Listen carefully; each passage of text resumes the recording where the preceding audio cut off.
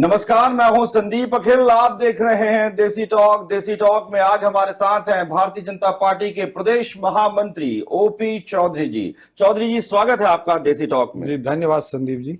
बातों की शुरुआत करते हैं। आपकी प्रारंभिक शिक्षा कहाँ से हुई है? रायगढ़ जिले में रायगढ़ से 18 किलोमीटर दूर मेरा गांव है बायंग जी। वहां के सरकारी प्राइमरी स्कूल में कक्षा 1 से 5वीं तक पढ़ाई किया और उसके बाद बगल का गांव है जयमुरा, वहां पर सरकारी मिडिल स्कूल में 6वीं से 8वीं तक पढ़ा।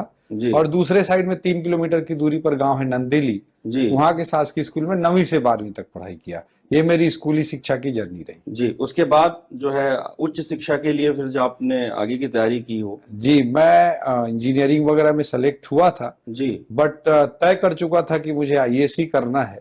इसलिए मैंने इंजीनियरिंग वगैरह ना करके मैं कल्याण कॉलेज में एडमिशन लिया। फर्स्ट ईयर में कल्याण कॉलेज में पढ़ने गया, सेकेंड ईयर से पढ़ने भी नहीं गया बट वहीं इनरोल रहा और अपना कोर्स ग्रेजुएशन वहीं से कंप्लीट किया। बीच बीच में दिल्ली भी जाता रहा किताबें वगैरह इकट्ठा करने के लिए और वहां से ग्रेजुएशन किया बीएससी मैथमेटिक्स में जी। और अटेम्प्ट दिया और आईएएस बन गया और कोई फिर पढ़ाई नहीं की।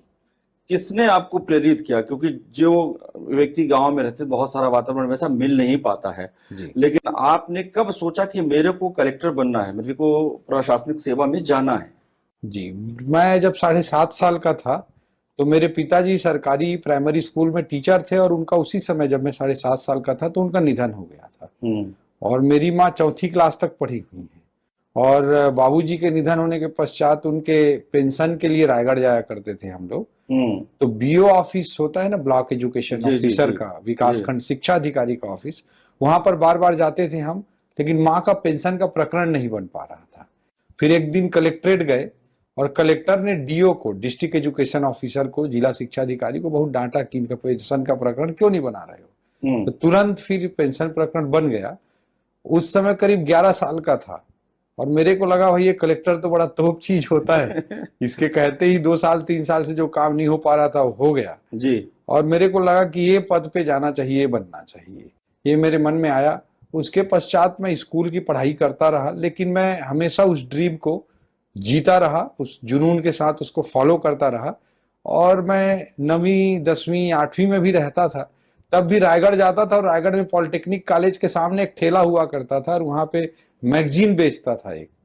तो वहां पे सिविल सर्विसेज क्रॉनिकल या प्रतियोगिता दर्पण या कंपटीशन सक्सेस रिव्यू, ये सब मैं 8वीं 9वीं में खरीदा करता था और ला करके उसमें 2 आईएएस का इंटरव्यू रहता है, तो उस इंटरव्यू को पढ़ता था मैं, आईएएस टॉपर्स के इंटरव्यू को, और बड़ा मोटिवेट होता था।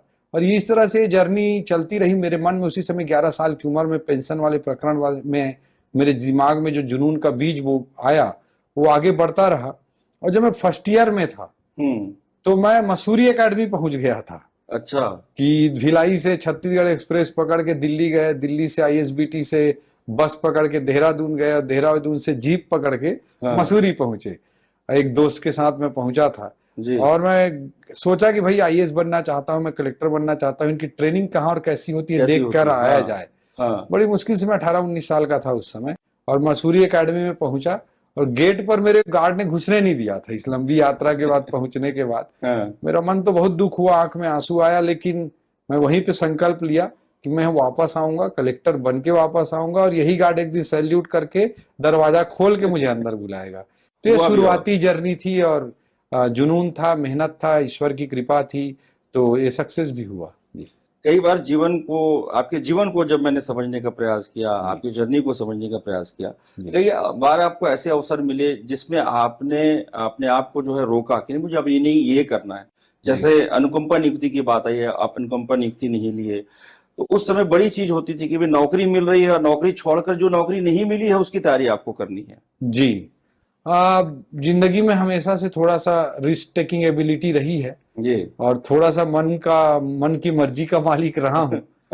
तो आपने जैसा कहा 12वीं के बाद पिताजी के जगह अनुकंपा की नौकरी मिल सकती थी, लेकिन मेरी 4वीं क्लास पढ़ी हुई माँ ने भी मेरे को बोला और मैंने भी तय किया कि भाई ये अभी इस नौकरी के चक्कर में नहीं पड़ना है, अपने लक्ष्य और अपने सपने, अपने ड्रीम के लिए आगे जाना है।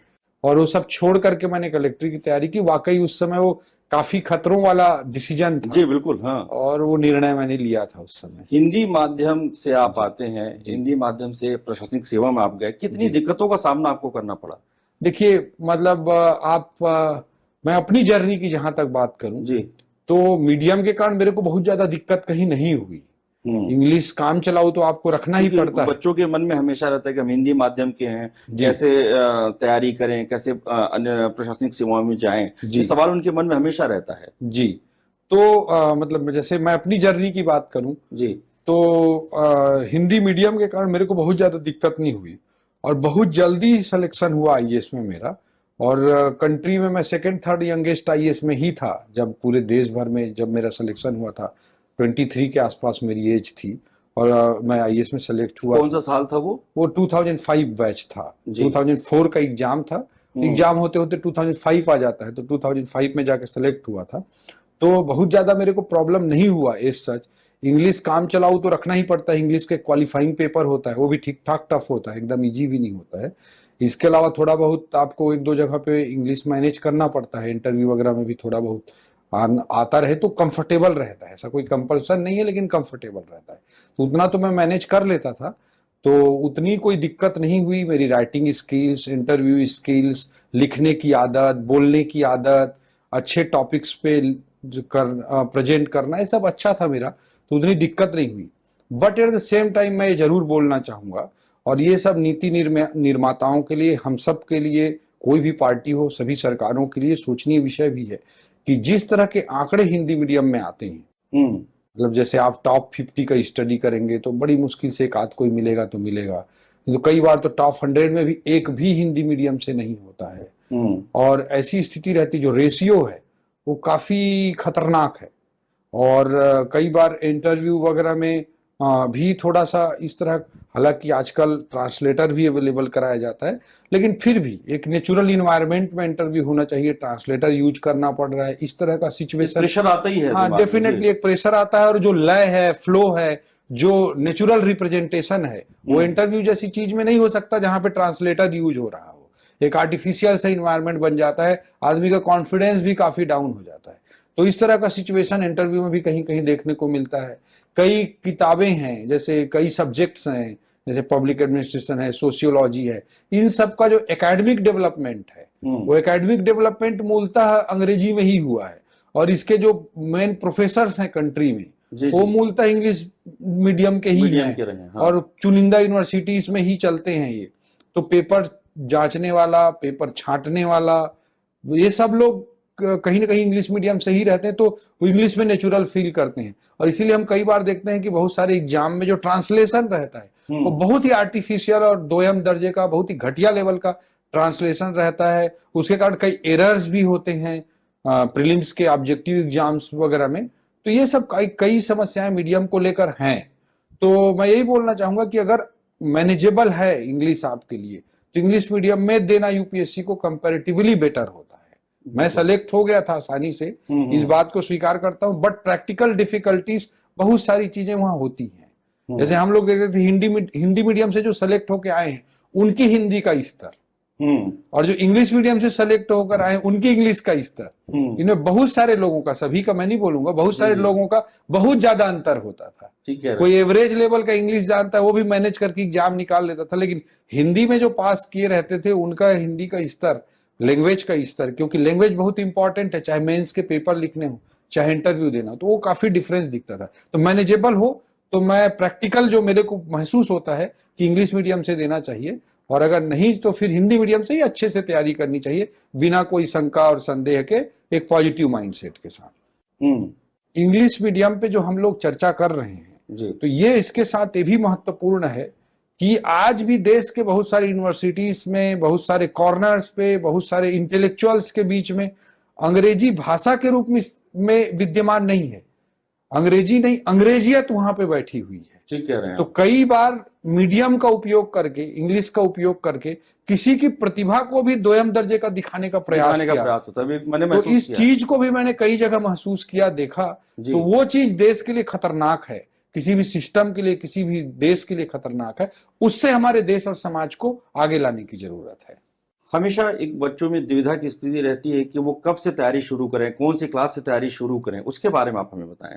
जी देखिए, जो यूपीएससी है जी। उसके लिए तो मैं बोलना चाहूंगा कि कुछ बेसिक स्किल्स जरूरत होता है। 88 लोग हम लोग साथ में आईएएस लोग ट्रेनिंग करते थे, उनमें से 50-55 के लाइफ को मैंने बड़ा क्लोजली समझने की भी कोशिश की। तो मुझे समझ में आया कुछ स्किल्स इंपॉर्टेंट होते हैं, जैसे लैंग्वेज अच्छा। है, कॉमन सेंस है, राइटिंग स्किल्स है, राइटिंग स्पीड है, इंटरव्यू स्किल्स है, ये सब चीजें ज्यादा इंपॉर्टेंट होती हैं। तो इन सब चीजों पे तैयारी तो शुरू से ही बच्चे को कहीं ना कहीं कराते रहना चाहिए। और ये ठीक केवल है। आईएएस की तैयारी के लिए नहीं, नेचुरल टैलेंट के रूप में, उसके व्यक्तित्व के विकास के रूप में कराना चाहिए। केवल आईएएस के लिए नहीं, उसके व्यक्तित्व विकास की दृष्टि से सोच कर कराएं। बाद में अगर उसको आईएएस करना रहेगा तो इन सबका बड़ा फायदा मिले, बिल्कुल ठीक है। लेकिन इसी कारण से मेन सिलेक्शन होता है, जिसमें नेचुरल इनबिल्ट चीजें आ जाती हैं, स्किल्स।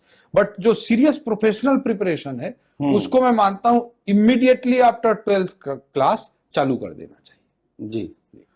कोई रोल मॉडल जीवन में जिसने आपके जीवन में बड़ा प्रभाव डाला हो, और आज आप, ठीक है, आज राजनेता हैं, लेकिन आपने प्रशासनिक सेवा में भी सेवाएं दी, राजनेता के रूप में भी आप बहुत विख्यात हैं, वो व्यक्ति कौन है? देखिए, मैं हर पर्सनालिटी के अच्छे गुणों से प्रभावित होता हूं और हर व्यक्ति में कुछ ना कुछ अच्छा सीखने के और उसको अनुकरण करने की, अपने प्रेरणा बनाने की कोशिश करता हूं। बट फिर भी मैं बोलना चाहूंगा तो स्वामी विवेकानंद जी के थॉट से मैं बहुत प्रभावित होता हूं। अटल जी के थॉट से काफी प्रभावित होता रहा हूं। वर्तमान परिदृश्य में नरेंद्र मोदी जी के पर्सनैलिटी से काफी प्रभावित होता हूं। क्रिकेट मुझे पसंद है। जी सर, तो आपके कई वीडियोस भी वायरल होते रहते हैं, आप क्रिकेट, गली क्रिकेट भी बड़ा अच्छा खेलते हैं आप। तो क्रिकेट में कई क्रिकेटर्स के खेल से नहीं, उनके खेलने की शैली से, जी। कई जैसे जयसूर्या की आक्रामकता सनत से, जयसूर्या। सनत जयसूर्या की आक्रामकता से, या लांस क्लूजनर के विपरीत परिस्थितियों में चीजों को हैंडल करने की क्षमता से, बहुत पुराने प्लेयर हैं जी जी। साउथ अफ्रीका के, या राहुल द्रविड़ के पेशेंस से, ये सबसे सीखने को मिलता है लाइफ के लिए भी, नॉट ओनली फॉर क्रिकेट।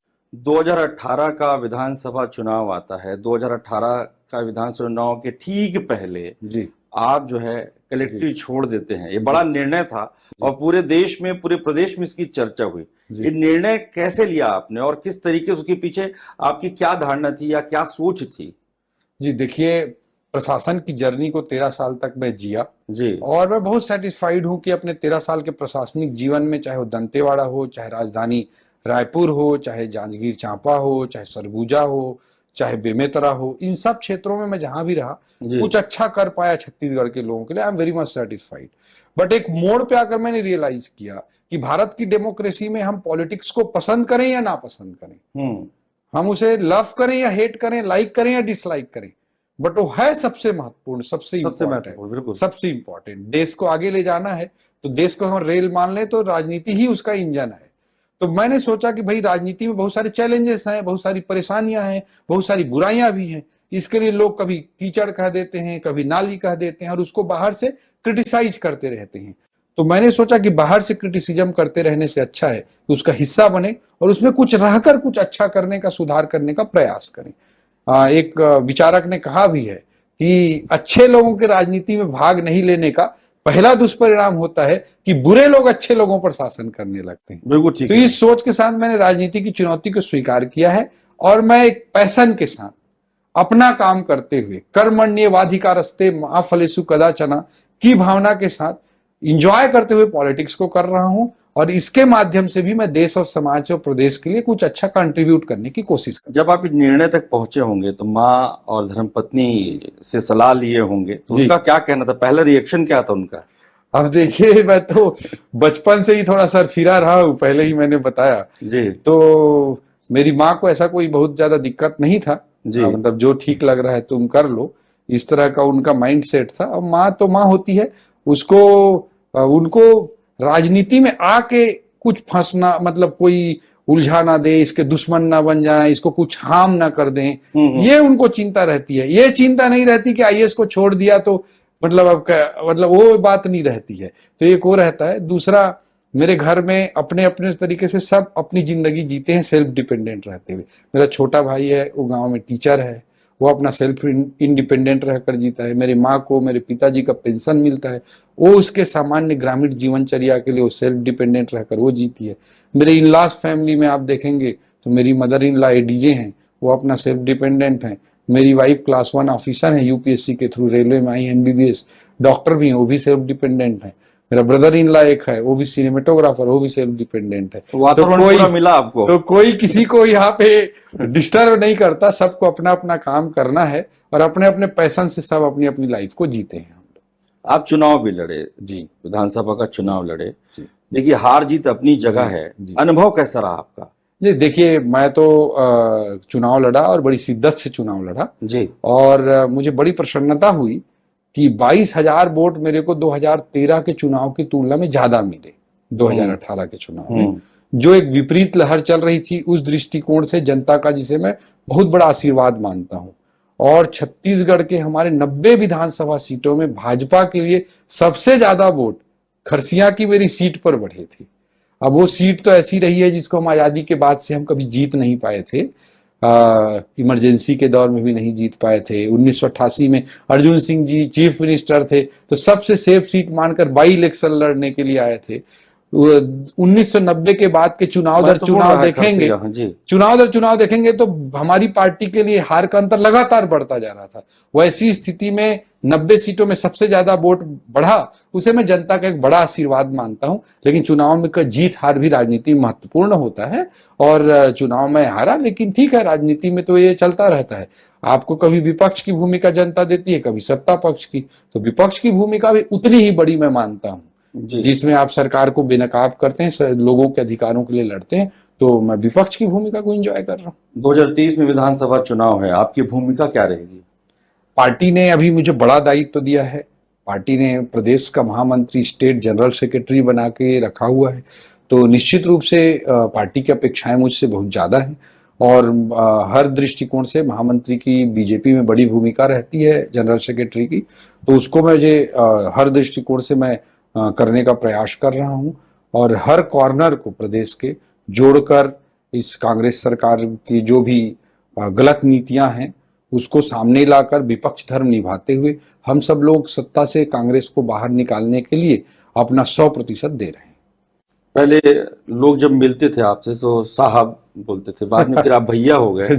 ये अंतर को कैसे आप मतलब जीवन में किस तरीके से उतारते हैं? देखिए, लोगों की भावना और उनका प्यार ज्यादा महत्वपूर्ण होता है। क्या संबोधन कर रहे हैं, वो संबोधन के पीछे की भावना ज्यादा महत्वपूर्ण होती है। चाहे कोई सर बोले, चाहे कोई भैया बोले, चाहे कोई ओपी बोले, चाहे कोई ओपी भैया बोले, चाहे कोई ओपी सर बोले, वो उसकी भावना महत्वपूर्ण होती है। और मैं तो जीवन में एक ही सिद्धांत लेकर चलता हूं कि मेरे जीवन की सफलता का एक ही पैमाना मैं मानता हूं कि पीठ पीछे लोग अगर आपके बारे में अच्छी बात कर रहे हैं तो आपका जीवन सफल है और पीठ पीछे अगर बुरी बात की जा रही है तो आपका जीवन असफल है। चाहे आप कितने भी बड़े कुर्सी और कितने भी बड़े ओहदे पर क्यों ना बैठे हो, बड़े बड़े पदों पर लोग रहते हैं, लेकिन पीठ पीछे हम उनके बारे में अच्छी बात नहीं करते हैं तो जीवन बेकार है। तो लोगों का प्यार मिलता है, सर भी सही, भैया भी सही, भैया से ज्यादा आत्मीयता महसूस होती है। ये भी चर्चा बीच बीच में होती है कि आने वाले समय में जो है आप केंद्र की राजनीति में भी सक्रिय हो सकते हैं। अब देखिए, भारतीय जनता पार्टी को मैंने अपने आप को समर्पित कर दिया है जी। वहां मैं भारतीय जनता पार्टी में हर व्यक्ति एक कार्यकर्ता, एक सिपाही के रूप में अपनी भूमिका निभाता है जी। मैं वो काम अपना कर रहा हूं, अपना 100% देकर काम कर रहा हूं। वो तो पार्टी और संगठन को तय करना है कि मेरी कहाँ भूमिका हो सकती है, क्या भूमिका हो सकती है। पार्टी जो जवाबदारी देगी, उस चाहे बूथ के का काम दे, चाहे प्रदेश का काम दे, चाहे राष्ट्रीय स्तर पे कोई भूमिका तय करे, जहां पर भी पार्टी तय करेगी उसको मैं पूरी शिद्दत के साथ राजनीति में जब तक हूं तब तक निभाता रहूंगा। जब आप राजनीति में आए तो लोगों ने जोगी जी को याद किया। जी। तो जोगी जी के जीवन से कोई सीख आपने लिया है? मैं तो हर व्यक्ति के जीवन से कुछ न कुछ सीखने का प्रयास करता हूं। जोगी जी भी मरवाही के सुदूर सघन इंटीरियर जंगली क्षेत्र से निकल करके एमएससीटी भोपाल गए, वहाँ गोल्ड मेडलिस्ट रहे, फिर वो प्रोफेसर बने, फिर आईपीएस की परीक्षा पास की, फिर बिना रिजर्वेशन के उन्होंने आईएएस की परीक्षा उस जमाने में पास की और मसूरी एकेडमी में वो प्रेसिडेंट मेस कमिटी होता है, वो मसूरी एकेडमी में वहाँ पर उस भूमिका में रहे। आज भी लबासना के कॉरिडोर में उनकी राइडिंग करते हुए, हॉर्स राइडिंग करते हुए फोटो लबासना कॉरिडोर में लगी हुई है। कभी लबासना मसूरी जाएंगे तो देखिएगा। तो उसके बाद कलेक्ट्री का लंबा समय रहा उनका, फिर राजनीति में भी प्रदेश के मुख्यमंत्री तक बने, वो सब था। राजनीति में जो है जब भी कोई युवा आते हैं तो घर वाले बड़ा मना करते हैं कि भाई पढ़ाई लिखाई करो या काम धंधा करो, राजनीति में कहाँ आ रहे हो, ये राजनीति में पैसा बहुत लगता है। आपका क्या कहना है, जो युवा राजनीति में आना चाहे उनके लिए आपका क्या संदेश है? निश्चित रूप से अभी भी राजनीति में जो यूथ जुड़ते हैं मेरे साथ, साथ ही साथ मैं उनको बोलता हूं कि भाई आप अपने पैर पे खड़ा हो और साथ ही साथ अपने अर्निंग के कुछ सोर्स डेवलप करो। राजनीति में काम करते हैं तो एक पैरेलली अपना सेल्फ डिपेंडेंट बने रहने के लिए भी कुछ न कुछ आदमी को करना चाहिए, नहीं तो वो अन्यथा वो कभी न कभी राजनीति को ही खाने लगेगा। और उसके लिए राजनीति को अगर नहीं खाएगा तो खुद के लिए फ्रस्ट्रेशन भी क्रिएट हो सकता है, क्योंकि राजनीति में बड़े पदों पर अवसर चंद लोगों को ही मिल पाता है। तो इस रियलिटी को समझते हुए युवाओं को मैं यही कहना चाहूंगा कि अपने खुद के आर्थिक स्वनिर्भरता के उनके तरीके और होने चाहिए, उसके साथ राजनीति करें, तभी वो स्वच्छंद मन से स्वस्थ राजनीति कर पाएंगे। खाने में आप क्या पसंद करते हैं? जी, मैं तो गांव वाली चीजें मेरे को ज्यादा पसंद आती हैं जी। जैसे पुटू की सब्जी। अच्छा, पुटू मतलब हाँ समझ गए, मशरूम, जो मशरूम, पैरा हाँ। का पैरा मशरूम का सब्जी रहता है, वो मेरे को बहुत पसंद है। मही के साथ, कनकी के साथ मिलाकर रोटी बनाती थी हमारी दादी। अच्छा, वो हम मुझे बहुत पसंद रहा है। अभी भी गांव का अंगाकर का रोटी, अंगाकर रोटी, हाँ। हाँ, वो पनपुरवा बोलते हैं हमारे तरफ, उसको अंगाकर रोटी मेरा फेवरेट चीज है। तो ये सब चीजें, देसी चीजें मेरे को ज्यादा अच्छी लगती हैं और देसी खाना मुझे बहुत पसंद है। धर्म को लेकर बड़ी बात होती है, बड़ी बहस होती है, श्री राम जी के बारे में, बजरंगबली जी के बारे में, जी। आपका क्या मानना है? जी, देखिए, जो संस्कृति है हमारी, जी, उस संस्कृति को काट कर राजनीति या सत्ता नहीं हो सकती। और हमारी संस्कृति के अभिन्न अंग है भगवान श्री रामचंद्र जी, बजरंगबली जी। उनको हम एक आदर्श के रूप में, पूरा राम राज्य की परिकल्पना रामचरितमानस में राम जी से ही जुड़ी हुई है। वो एक मर्यादा पुरुषोत्तम के रूप में राजनीति के लिए भी हर घटनाक्रम में एक आदर्श प्रस्तुत करते हैं। तो राम जी का जीवन, राम जी के चरित्र, उनका मर्यादा पुरुषोत्तम स्वरूप हम सबके सामाजिक जीवन में का भी अभिन्न हिस्सा है। हम सबके संबंध, हम सबके विचार, हम सबके मूल्य भगवान श्री राम से प्रभावित होते हैं। तो उनसे अलग हटकर समाज या राजनीति की हम परिकल्पना ही नहीं कर सकते। ये अलग बात है कि कई दल तुष्टीकरण की राजनीति के कारण अपीजमेंट पॉलिटिक्स करते आए और उसके कारण से वो राजनीति में घालमेल करते हैं।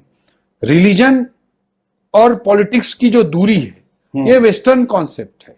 बट रिलीजन जो वेस्टर्न वर्ल्ड का है, वो संस्थाबद्ध इंस्टीट्यूशनल फॉर्म है। लेकिन धर्म दायित्व बोध की बात है, जो हमारी भारतीय परंपरा, भारतीय संस्कृति में है। तो रिलीजन तो वेस्टर्न कॉन्सेप्ट का, रिलीजन तो पॉलिटिक्स से अलग होना चाहिए। लेकिन जो धर्म है वो राजनीति से अलग नहीं हो सकता। धर्म अलग हो गया तो ना हमारा समाज जीवन बचेगा, ना राजनीतिक जीवन बचेगा, क्योंकि हमारे यहाँ धर्म का मतलब है दायित्व। और दायित्व के बिना तो राजनीति की हम परिकल्पना भी नहीं कर सकते। धर्मराज युधिष्ठिर को कहा जाता है, इसलिए नहीं कहा जाता कि 10 घंटा मंदिर में पूजा करता था, इसलिए कहा जाता है कि जीवन भर अपने दायित्वों का निर्वहन करता रहा है। ठीक है। तो इसलिए धर्म और राजनीति को हम अलग नहीं कर सकते। कांग्रेस पार्टी कहती है कि आप जिस पार्टी में हैं जी, वो पार्टी धर्म की राजनीति करती है। देखिए, अपीजमेंट पॉलिटिक्स, अल्पसंख्यकों को वोट बैंक समझकर राजनीति करने का काम अगर किसी ने पार्टी ने इस देश में किया है तो कांग्रेस ने किया है। मैं इनकी हर पीढ़ी का उदाहरण दे देता हूं। नेहरू जी से चालू करते हैं। 1956 में हिंदू उत्तराधिकार अधिनियम लाए जी। उस पर जो हिंदू महिलाएं थी उनको पिता की संपत्ति पर हक मिला, बहुत सारे अधिकार मिले, बड़ा प्रोग्रेसिव कदम था। लेकिन इसी एक्ट को मुस्लिम समाज की बहनों के लिए लागू करने का साहस तुष्टीकरण के कारण नेहरू जी नहीं दिखा पाए। 1966 में हम देखते हैं कि गो हत्या पर प्रतिबंध के लिए कानून की मांग कर रहे साधुओं पर पार्लियामेंट के सामने, संसद के सामने इंदिरा जी गोली चलवा देती हैं।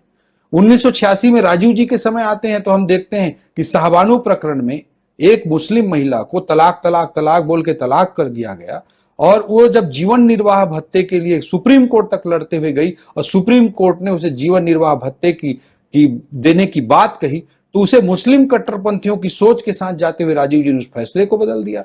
सोनिया जी के पीरियड में हम देखते हैं कि रिमोट से वो सरकार चला रही थी और मनमोहन सिंह जी से बोलवाती हैं कि इस देश के संसाधनों पर पहला अधिकार मुस्लिमों का है। तो चाहे हम नेहरू जी के, मैं एक उदाहरण दे दिया, इंदिरा जी का दे दिया, राजीव जी का दे दिया, सोनिया जी का दे दिया। तुष्टीकरण की राजनीति और अल्पसंख्यक को वोट बैंक समझकर राजनीति अगर किसी पार्टी ने की है तो कांग्रेस ने की है। भाजपा का स्पष्ट सिद्धांत है justice to all and appeasement to none, न्याय सभी के साथ और तुष्टीकरण किसी के साथ नहीं। ओपी चौधरी जी, आपका व्यक्तित्व तो बड़ा निराला है। आप अंग्रेजी भी फटाफट बोल लेते हैं, बोरेबासी में भी आपकी उतनी रुचि है, मतलब प्योर छत्तीसगढ़िया भी आपको देखने को मिलता है। और आप जब बड़े शहरों में जाते हैं और जब अपनी बात रखते हैं तो उसी तरीके से आप अपनी बात भी रखते हैं। देखिए, हमें अपनी संस्कृति और अपनी जड़ों से प्यार भी करना है। हमको बोरेबासी से भी प्यार करना है। पेज भी हम खाते हैं, कन की रोटी भी खाते हैं, अंगाकर रोटी भी खाते हैं। वो भी हमारे लिए गर्व का विषय है। उसने हमारे व्यक्तित्व का और हमारे अपने स्वयं का निर्माण किया है। But at the same time हमको छत्तीसगढ़ को एक अंतर्राष्ट्रीय ऊंचाई तक भी लेकर जाना है। तो हम उसका भी रिप्रेजेंटेशन करें और अपने आप को संस्कृति से जोड़ते हुए राष्ट्रीय और अंतर्राष्ट्रीय मंचों पर भी छत्तीसगढ़ की दमदारी से प्रदर्शन हो, उसके लिए हम सबको मिलकर के भूमिका निभानी चाहिए। उसी के तहत मैं अपने व्यक्तित्व को सामने रखने का प्रयास करता हूँ। ओपी चौधरी जी, आपका बहुत बहुत धन्यवाद। देसी टॉक में आपने खुलकर बातें कही और अपने जीवन के बारे में बहुत कुछ आपने आज बात हमसे साझा की। धन्यवाद जी, धन्यवाद।